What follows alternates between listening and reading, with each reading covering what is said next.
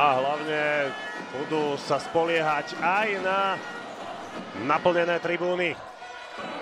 Úvodná akcia končí úspešným layupom Smithovi. Alfred Hollins, ktorý patrí medzi lídrov lučeneckého tímu, v priemere dá viac. Smith na Glovera, Glover zatrúčil, ale v priemere dá 8 bodov na zápas. To sa skritizovalo, že Lučenec nemá takú širokú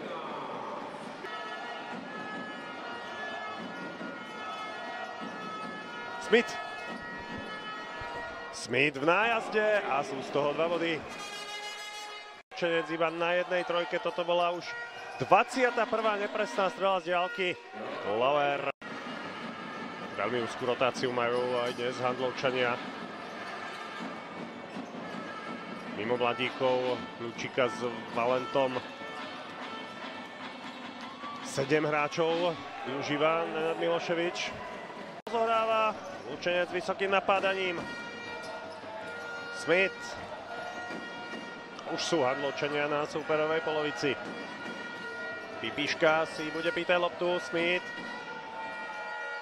No aspoň takéto body Handlová teraz zbiera. Davy Smith to berie na seba a dobre robí.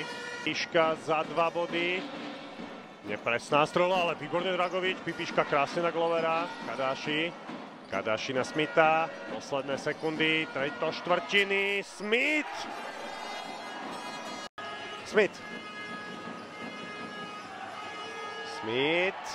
no to budú 2 body. To je neskutočné. Handlová viedla už aj o 27 bodov, ale aktuálne je ten náskok už len o 1 koš.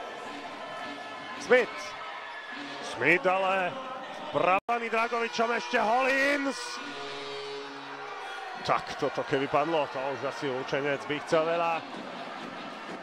Ale aj tak obrovská energia v podaní Alfreda Hollinsa. A čo Smith? Padne mu to so šťastím, ale je tam trojka Smitha, dôležitých 5 bodov.